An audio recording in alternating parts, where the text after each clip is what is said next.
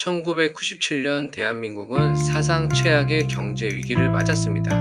대기업들이 연쇄적으로 무너지고 수많은 사람들이 직장을 잃었습니다.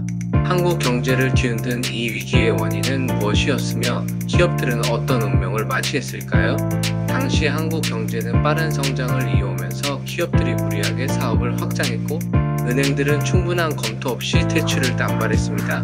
그러다 외환이 부족해지면서 기업들의 자금 흐름이 막히기 시작했고 대기업들이 줄줄이 부도를 맞았습니다. 결국 한국 정부는 IMF 국제통화기금에 구제금융을 요청했고 그 대가로 강도 높은 구조조정과 긴축 정책이 시작되었습니다.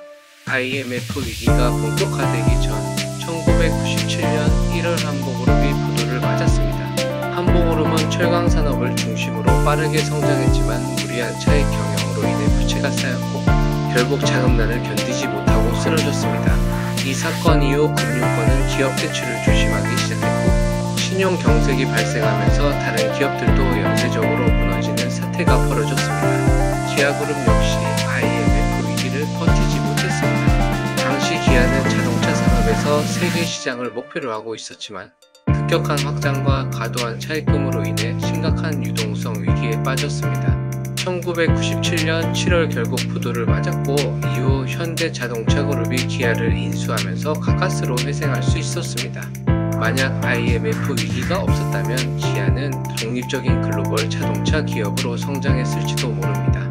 대우그룹은 삼성 다음으로 큰 기업이었지만 IMF를 넘기지 못하고 무너졌습니다. 대우는 공격적인 해외 확장 전략을 펼쳤고 전 세계 곳곳에 진출하면서 급격하게 덩치를 키웠습니다. 하지만 외환위기로 인해 유동성 위기가 발생했고 1999년 결국 그룹이 해체되었습니다. 핵심 계열사들은 매각되었고 한때 한국 경제를 대표했던 대우그룹은 역사 속으로 사라졌습니다. 쌍용그룹도 IMF 위기에서 자유로울 수 없었습니다. 원래 건설과 시멘트 산업을 중심으로 성장한 기업이었지만 자동차 산업에 뛰어들면서 부채가 급격히 증가했습니다.